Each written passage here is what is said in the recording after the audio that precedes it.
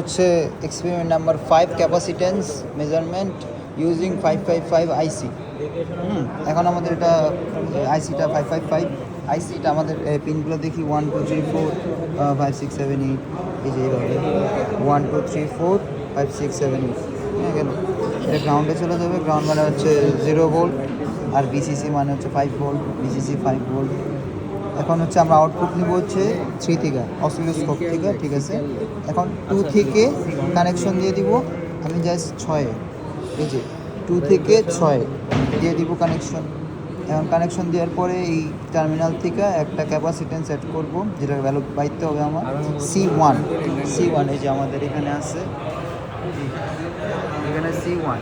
এখানে আমরা ইউজ করব 102, 103, 104 যে ভ্যালুগুলো দেওয়া আছে মাইক্রোফ্যারাডে, ওটা হচ্ছে গিভেন ভ্যালু বা পাইছি আমরা, মানে হচ্ছে দেওয়া ভ্যালু আর ক্যালকুলেশন করে আরেকটা ভ্যালু আমাদের পাওয়া লাগবে। সো এখান থেকে আমরা ইরোর বের করবো, ঠিক আছে। এখন এই ক্যাপাসিটেন্সের মান আমরা বের করবো আবার, যদিও আমরা জানি এই আইসিগুলো ব্যবহার করলে কত ফ্যারাড ক্যাপাসিটি, এটা আমরা বের করবো। বের করার পরে ইরোরটা জাস্ট একটু গ্রাউন্ড করে ফেলবো। এখানে জাস্ট ক্যাপাসিটরটা এখানে অ্যাড করলাম, 102 অ্যাড করছি এখানে। 102-এর জন্য আমরা এত মাইক্রোফ্যারাড পাইছি, ওকে। এখন এখান থেকে আমরা জাস্ট হচ্ছে এই যে ক্যাপাসিটেন্স অ্যাড করে গ্রাউন্ড করে দিই।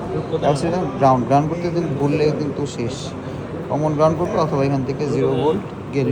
এখন আসো বিসিসি কিন্তু দুইটা অ্যাড করে অথবা 5 ভোল্ট দিয়ে দিতে পারি আমরা একসাথে সার্কিটে। আমরা তাই করছি, এখান থেকে একটা বিসিসি, এখান থেকে একটা বিসিসি, মানে হচ্ছে মানে কানেক্টেড করে দিচ্ছি এখান থেকে এখানে।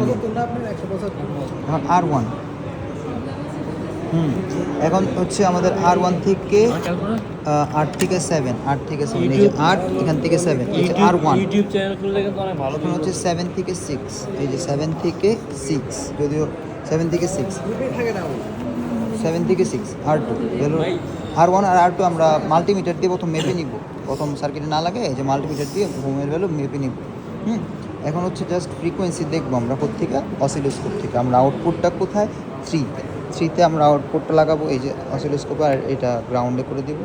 এখন আমরা এখানে ফ্রিকোয়েন্সি দেখা যাওয়ার কথা দেখা যাইতেছে না, এই যে আমাদের এখানে একটা ফ্রিকোয়েন্সি আছে না, এটা হচ্ছে ফ্রিকোয়েন্সিটা পাবো। ফ্রিকোয়েন্সিটা পাইলে আমরা R1 R2 তো মেজার করে পাইলাম, এটা সো C1-এর ভ্যালু পাওয়া যাবে, এটা ক্যালকুলেটেড। সো এটা হচ্ছে measured minus calculated divided by measured, আমরা ইরোর পাবো। সিমিলারলি এখানে R1-এর ভ্যালু মানে আর রেজিস্ট্যান্সটা আমরা চেঞ্জ করে ফেলবো। এই রেজিস্ট্যান্সটা আমরা চেঞ্জ করলে জাস্ট হচ্ছে আরেকটা লাগাই দিব ভ্যালু, এটা মাইপা নিব আবার। এরপরে এখানে চেঞ্জ হবে, এটা তো সেম থাকবে R2। সো এটা তো মেজার্ড, সো মেজার্ডটা তো আমরা জানি এই কোন আইসির জন্য কত, এই যে আমরা তো জানি কোন আইসির জন্য কত, এই যে উপরে, ঠিক আছে না।